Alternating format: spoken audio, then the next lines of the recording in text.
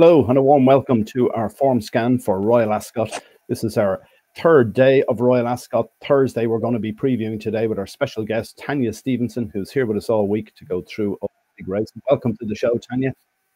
Yeah, thanks very much, Vincent. Really looking forward to it. What a great meeting Royal Ascot is. And Thursday, of course, the highlight of which will be the big race itself, the Gold Cup. But there's plenty of other great races aside. Some nice little tricky looking handicaps towards the end of the card. And yeah, there's some little gems, I think, each way gems to pick out. So let's hope I can do so. Great stuff. Yeah, it's going to be difficult to find winners. That's what I think. Anyway, maybe easier than it was on Tuesday, hopefully. So the first thing to note is it's good to firm ground. They've had no rain at Royal Ascot. They're actually watering the track each night. So good to firm ground. Take that into account when you're placing any bets for Thursday. So we'll start off. We look at the first race, the Norfolk Stakes. This is quite an interesting race here. We've got a very short price favourite of Aidan O'Brien's Whistle Jacket. It's a full brother to Little Big Bear. And Little Big Bear was obviously a Windsor Castle winner on fast ground, but Whistle Jacket so far has only encountered soft ground. What do you make of this, Tanya? Yeah, as you mentioned, that could be an issue because it's not going to get the weather forecast doesn't suggest that the course is going to get any slower. Maybe take that in mind for later on in the week. But we head into this Norfolk Stakes. Last year was won by 150 to 1 chance, which was Valiant Force. So bear that in mind. It's not the best record for favourites anyway. 11 winners from the last 51. However, Aidan's won the race on 3 occasions already. Wesley Ward's won it twice. So there is an American challenger in the contest. Looking at this, you mentioned Whistle Jacket. The form is on soft. I've taken a look at the Wattenham Racing pair. I watched them very, very closely. Shareholder was a winner at Beverley, and I just thought that he just never let himself down on ground, which will be similar today. And also he was given a really, really tough task of things against a horse called Moving Force, who he will reoppose in this very contest. There's nothing to say that Moving Force, who closed again on him towards the line at Beverley, won't reverse the form. It's going to be tight between the pair. So with that in mind, I took a look at the other Wattenham Racing horse, which was Asteris. Of course, they've gone into their pockets and bought quite a few. And Asteris, well, ran for me the better of the Wattenham pair at Bath, and looked as though it's really, really professional already within that contest and kicked on towards the closing stage. He's running on nicely through the line. He's a big, big sort. Once again, with that in mind, will the firm ground suit? He certainly powered through the line, as I mentioned. But the Whistle Jacket form, if you take the complication of the ground out, he seems so strong, the form. He beat Arizona Blaze, who subsequently went on to win nicely at the Curragh on the very next start. And for me, one with such ease on his second start after being beaten by Coward of the County. Second start, it just seems so easy for him, Whistle Jacket. And seeing as though Aidan's already won it 3 times, it's not really a race where I can offer up a big price winner. I might be wrong, but I'll have to go with Whistle Jacket. I don't know what you thought. Yeah, I'd agree with you. Arizona Blaze, I think they'd like to think they'll get a bit closer this time. They were nearly 4 lengths behind Whistle Jacket when they met, but has won since. Another one just maybe of a little bit of interest is if you keep an eye on the first race on Wednesday. There's a horse in that called, wait till I find the name of it, Enchanting Empress, which Rock Hunter here has very close form with. So Rock Hunter is currently a 25 to 1 chance. If the other one, Enchanting Empress, was to win the first race on Wednesday, you can take it that 25 to 1 will disappear. But otherwise, I agree with you. Whistle Jacket looks the most likely, I suppose. But then again, there is that little question mark over the ground.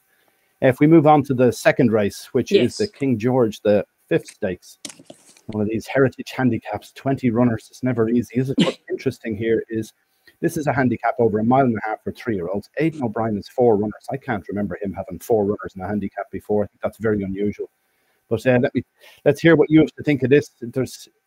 It's a tricky race because I think the most any horse has run here is 7 times. Most of them have run a lot less, so we haven't got a huge amount to go on to know have they reached their limit yet or not.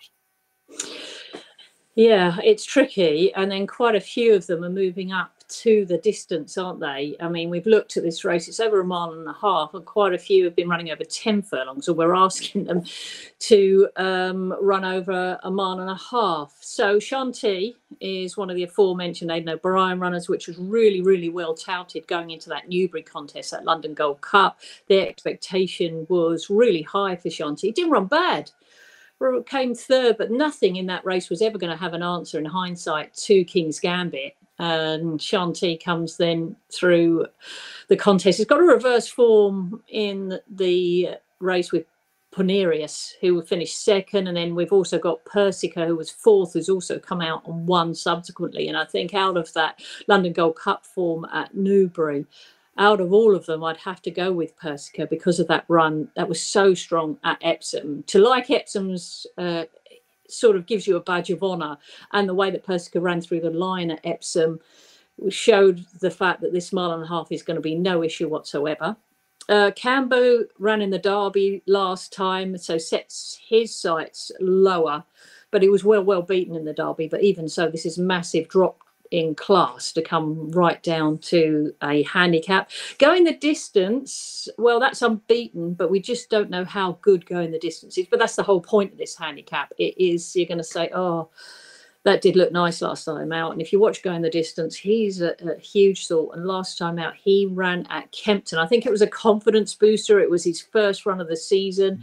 He showed acceleration nicely, but that was against horses that really don't give you too much of a yardstick against the opposition he's going to meet today. Now, 12 months ago, this went to Desert Hero. And it was a Royal winner, a really important Royal winner. Big cheers from the Royal box. The Connections run a horse called Gilded Water in this race. Tom Marquand will be aboard for William Haggis. And will we get cheers from the Royal box again? We could very well do. This horse, we have got no measure of how good this will be against the others. He won at Chepstow in a maiden by 7 lengths. And yes, it could have been a lot further. And by the fact that we don't know the measure of his ability, only William Haggis probably will have some sort of idea of measuring up against the other great horses he has in his race. He possibly has to be the value here, because William, running him at Chepstow, probably had this race in mind again because of winning it last year. Persica would be the sensible selection. Gilded Water will be the value in the race, because we just don't know the scope of his improvement.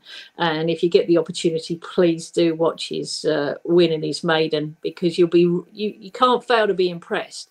But how on earth do you weigh it up against the might of the horses in this race? You mentioned Aidan's, you can't remember Aidan having so many runners in the race. Well, there's an intriguing kind of stat of Aidan's 42 last winners at the Royal Meeting. 37 have been ridden by Ryan Moore. So, unbelievable. Yeah. So it's likely that Ryan will be, and we always think this anyway, just as I say that, you'll probably see Wayne ride the winner of the race. But I'm going to go with my heart with Gilded Water, but I do sense that Persica could be the sensible option. I don't know what you thought. I mean, I know you sort of mentioned that Aidan had 4. Is there anything that you were looking at? Not particularly, to be honest with you. I think this is very, very trappy. As you say, the distance is the big question, isn't it? Most of them are stepping up and trip as well. And I'm sure most of them are bred to get it. But at the same time, it is a question mark. It's a wide open handicap, with the fact that most of them, the handicapper hasn't really got to the bottom of them yet. So how are we supposed to, I suppose? We'll go with you there, and we'll move on to the next one, the Ribblesdale. This is always a great race, isn't it? 4 Irish trained horses here. I don't think any of them look good enough personally. The big question here is the favourite, Diamond Rain, 13-8, unbeaten, but the trip has to be a question mark here. It's a 1.4 miles. Yeah. What do you make of this? One's over 7 and then up to 1.25 miles the last day. Yeah, and beat Celiola at Newbury in that race. What do I make of it? I'm just a little bit worried about the Charlie Appleby form. It's not really out of form. It's just that notable speech, a little bit disappointing. Put that aside. in May, Charlie had 50 runners, and it was a really, really good strike rate. I think it was something like 26% strike rate for wins. In June, after sort of the first couple of days at Ascot, I think overall at Ascot, he's only going to have 5 runners. But in June anyway, he's only had 15 runners. So that's under a third of what he had in May, which is really unusual. And it's really unusual to have him so many, not so many runners here. So the fact that perhaps, I don't know how you take it. You take it as a positive that he's running Diamond Rain because he's having so few runners, or you take it as a negative. Why is there so few runners? She did nothing wrong, but she's going to come into this really, really powerful race. You've got so much good form. You've got Oaks form, and you've got You Got To Me, who ran so brilliantly in the Oaks and may have found that, well, did find the race hot. But then if you think to yourself, if you put Azalea in this, how far would Azalea win, ground aside? You Got To Me's run very well. But then people would look at it and think, well, let's look at the Lingfield Oaks trial. And You Got To Me outrun Danielle, who's also in this race. And Rubies Are Red flew. And everyone thought that Rubies Are Red should win the race. You've got the Cheshire Oaks form and Oaks form with Forest Fairy and Port Fairy. That's tricky enough. Kalpana, that's a lovely filly. She beat a horse called Align to the Stars by 10 lengths, and that one on Sunday at Thirsk. But then she was second to Friendly Soul, who sadly let the form down. And Kalpana, to me, looks as though it's got plenty of speed. So she'd want the race run as if it was stop, start, so she could show her acceleration. And Danielle, I love Danielle, won at Wetherby by 10, but that was on soft. And looking at that Lingfield Oaks trial, I don't think she let herself down on really quick ground, and I think that might be an issue. So I'm going to step out of all of that, and I'm going to put up a really good each way selection, one that I think has even surprised the trainer, because a horse called Lava Stream ran really, really well at Goodwood last time out. She finished strongly. She's out of Too Darn Hot. She's got a really good attitude. Her race at Goodwood, I think she wasn't given any recognition because everyone was focused on a horse, the 2-on shot, See Just in Time, and they were more focused on the fact that came 6th and what happened to that, rather than give due credit to Lava Stream, who now won 2 on the bounce and ran Goodwood as if that was too short, that 1 mile 2 furlongs. So the 1.5 miles is going to be no problems whatsoever.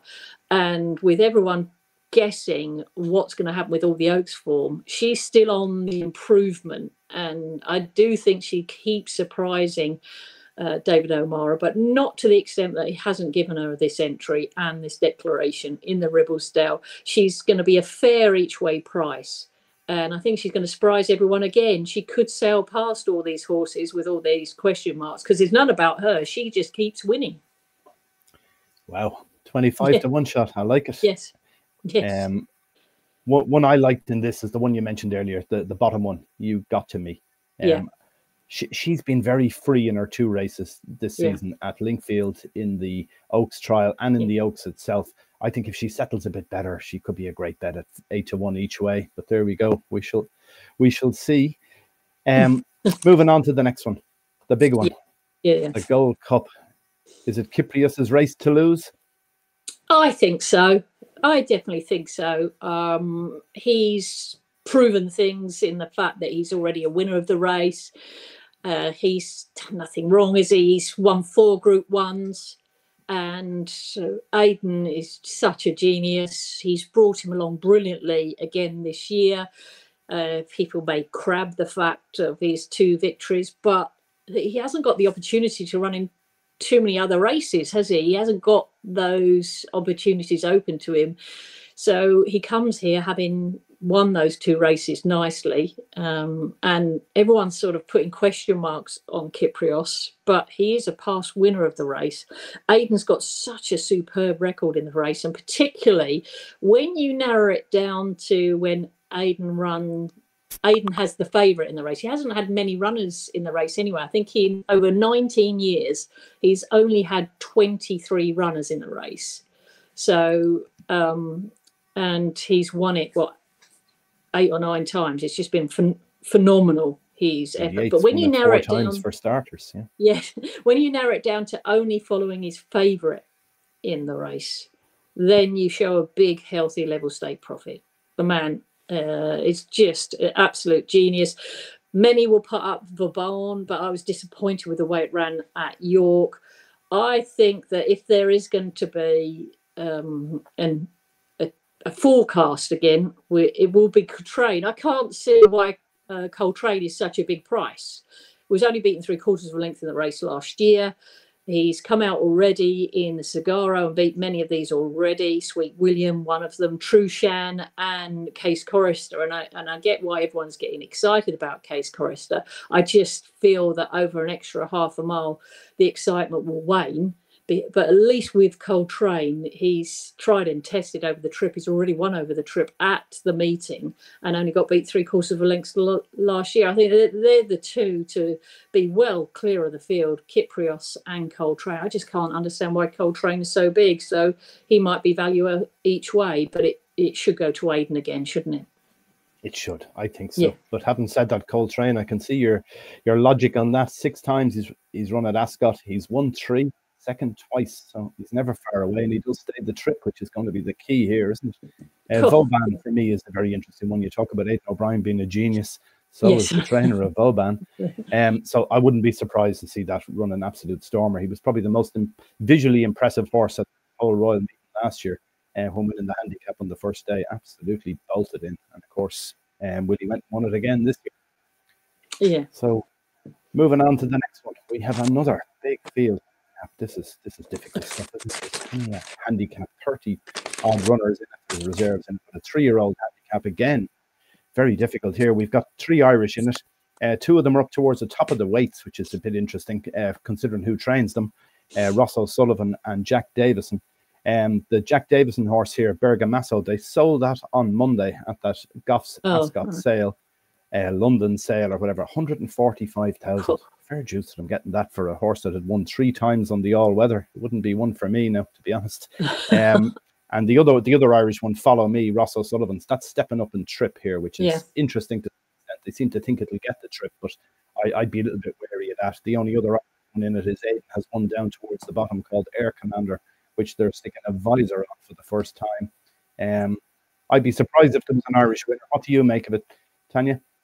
Oh, well, these handicaps are absolutely impossible, but I don't mind. I just love the challenge, trying to find out something that's going to run through, trying to pick out something that might get a place. I initially looked at the Camden Colt, but I've in fact landed on Son of Man. This is for Jane Chappell-Hyam. She's got a good record at Royal Ascot. She's had 3 winners at Royal Ascot, but she nearly won the Royal Hunt Cup a couple of years ago with a similar sort of horse called Intelligent. It came second in 2022. Now, Son of Man comes in here with a really intriguing profile in the fact that after winning a maiden at York, immediately, I think only after about 11 days, was whisked off into a Group 3. That's kind of a bit of an effort. Didn't run too badly in the Group 3 either. I think just got in a little bit too keenly. Then another Group 3. Then given a couple of months rest, and November came out in really heavy ground in the Horace Hill. And once again, I think finished 5th, ran too keenly. And I don't think the ground suited. I don't think soft and heavy suited, but all the while kept being run. And then lo and behold, came out again and ran at St. Cloud, once again in heavy ground. Finished 5th there behind a horse called Zoom Zoom of Rafe Beckett's. This year, Son of Man, first run was in the Silver Bowl of all races at Haydock Park. And it became apparent 2 furlongs from home, was travelling really, really well. Race won by Nellie Laylax, who is a Haydock specialist and is on the up as well. And the Silver Bowl often produces horses that are sort of going to improve on their handicap marks. Well, Son of Man was travelling well, this was over a mile, only to be badly hampered and boxed in 2 furlongs out, so it soon became apparent there was going to be no way through. Sensibly on that occasion, then was just eased down because was not going to get any closer. Then last time out, went to Goodwood, dropped down to the 7 furlongs at Goodwood behind Finn's Charm, and was under pressure because I think Joe Fanning was really, really canny on Finn's Charm, stop, start. Whereas I think if you're like mainstay as being a miler, you just want a really strong gallop. And with 3 furlongs to go, Son of Man was under pressure. And then you think, oh, this is going to fade out. And then suddenly, with half a furlong to go, came back on the bridle and just sort of eased across the line, finishing strongly again, not beaten too much in second by Finn's Charm. And you thought, oh, excellent, where's next? And lo and behold, we're here at Royal Ascot. It's going to be a really, really strong pace. And I think Son of Man each way, albeit stall 9, not going to be the easiest. You've got to pick, at least it's going to be one side or the other, and it's going to be obviously on the low draw. You just got to hope for some pace up. But with Son of Man over the mile, he's going to race up with a pace. He's not going to hopefully get stuck in a pocket like he was at Haydock, but we know he's already been up in Group 3 class on ground that for me didn't suit him. Interesting. He's a fine price, isn't he? 33 to 1. I like those ones. I presume the bookmakers will be going 6, 7 places in this. That's the bonus. Yeah. Yes, yeah. So even with a little bit of luck and running now, as you say, from one of those middle draws, like in amongst, if they break into 2 sections or 3 sections, it might be on the wing of one of them in 9, which would be helpful. Yeah, be very helpful. All right, we'll try the second last race, the Hampton Court. This is another 3-year-old race, mile and a quarter. Aidan O'Brien has won in here with Portland, which for me, I wonder about the trip, because this is a mile and a quarter, and Portland looked an improved article the last day when it stepped up to a mile and a half. And there was talk afterwards. Aidan wasn't at the meeting, but his assistant was there, Chris Armstrong, and he was talking about going for maybe mile 6 races at Royal Ascot, and yet we're going back to a mile and a quarter. It looks the wrong move to me, but I don't know. The other one here, I presume, from your side, is King's Gambit. Handicap winner the last day. It's gone up a stone, which is an awful lot, isn't it? And now going into a Group 3. We also have a French horse here, one of the Watnan ones, Andre Fab, First Look. That's the highest rate. What do you make of this one, Tanya? Yeah, I mean, I would be crawling all over King's Gambit, as you mentioned, but for the fact that is a massive step up. It's kind of made the mind up for Harry Charlton. But in some respects, when you look back at the race, and we'll get pointers from an earlier race, if you look out, you just think, what else do you do? What else do you do if you're the handicapper? Because he was going best through the line, and he was going to win by farther. So it was kind of a group horse in a handicap in that London Gold Cup. So we'll see with the likes of Shanti or Persica or Pomrias, if they can frank the form early, then with King's Gambit. But do you want to take that risk? I'm intrigued that, as you mentioned, Mr. Farber has decided to run First Look here, on seeing that people are raving about the form of the Prix de Jockey Club. Maybe that might well be the answer. I mean, Wafnan and James Doyle gets them out. That's unusual, because normally, obviously he's got a ride for Wafnan, but that was a tremendous line of form last time out, wasn't it? But everyone thinks Luc de Vega is going to be really special. And so if that is the case, First Look was the only one that chased it home in the closing stages. And Andre Farber being in the race, this might be the win that Wafnan needs. I know they've got lots of good chances. They've got Gregor in the Gold Cup. They've got some good runners they had in the Norfolk, and they've got good runners to come. But Andre Farber, this is kind of a statement of intent. King's Gambit is coming up to that level. First Look is already at that level and stepping down. So for me, First Look should cross the line in front. I agree with you. I think the price is very generous, isn't it? 4 to 1. It's hard to see how you keep First Look out of the places here. And King's Gambit, even on its new rating of 107, has quite a bit to find. Still £9 behind First Look on official figures. So I'd be I'd be in your camp there. First look looks like one to me as well. And then we move on to the last race of the day. We have the Buckingham Palace Handicap, 29 runners here. One Irish contender, I think Jessica Harrington and Shane Foley, King's Time. Now, the interesting thing with that horse is it needs fast ground. So it's going to get that, one would imagine. If I can find the horse somewhere down here, but there's so many of them in it. There's King's Time, number 26. One in Cork, and they were keeping it for fast ground was the plan. That's why it hadn't run since last season, Jessica was saying when it won. So I suppose there's possibilities there, but that's £11 higher than it was the last day as well. Yeah, I'm going to go for a horse potentially that is a little bit exposed, but potentially not. It sounds a bit about turn. Billy Loughnane's a bull, Koy Koy, and he's the lad at the moment, and quite rightly so. He's riding absolutely brilliantly. There's a few positives about Koy Koy. Stall 31's a massive help because you don't need to make up your mind. Your mind's made up for you. Koy Koy as well has been tested already. It's run a couple of times. This will be his third Royal Ascot. His first Royal Ascot was in the Britannia, and he finished mid-division. His second Royal Ascot was in the Royal Hunt Cup, where he beat one home, but when it became apparent that things weren't going to go too well for him, he was eased up considerably. So put a line through those two. Let's concentrate on the Koy Koy of the now. And penultimate start, he was sixth, ridden by Billy at Newmarket, and he was coming into contention. There was kind of 6 horses in contention, and they all concertinaed in on one another, and poor Koy Koy was in the middle of that. So Billy had to take evasive action, and even with that, Koy Koy was only beaten a couple of lengths going across the line. That all happened, it's easy to say now, but that all happened in the split second of about half a furlong. So you haven't got any chance. You've just got to give best. Then that was over the 7 furlongs. Then last time out, oh my goodness me.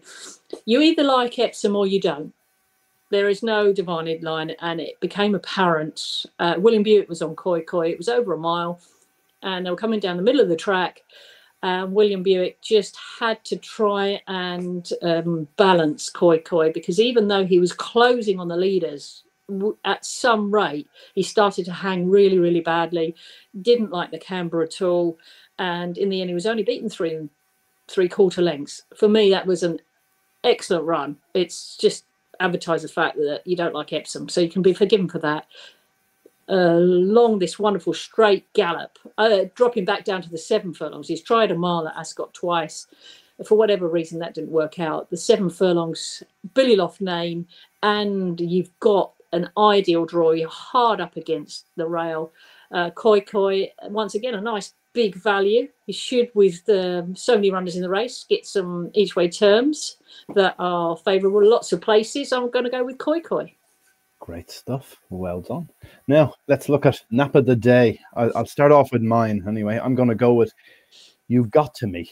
Each way in the Ribblesdale. As I said, Linkfield trial winner, finished 4th in the Oaks and ran very free both days. So I think if Hector Crouch can get the filly to settle a little bit better, I think it's an each way steal at 8-1 or so. I know you fancied one at bigger prices than that. What's your best bet of the day, Tanya? Looking at this, seeing some big each way value. There's plenty in the big handicaps. I like Gilded Water for the His Majesty and His Majesty the King and Her Majesty the Queen. But the nap of the day would have to be each way Koy Koy in the last. Why not? Big price. There you go. Fantastic. Well, look, thanks for going through all those, and let's hope those watching can get a few winners out of it, at least a few pointers, if nothing else. And if you are having a bet on Royal Ascot, gamble responsibly, and make sure to subscribe to our channel so we'll have more shows during the week and you'll get notifications about when they've been published on YouTube. Thanks for watching. Bye for now.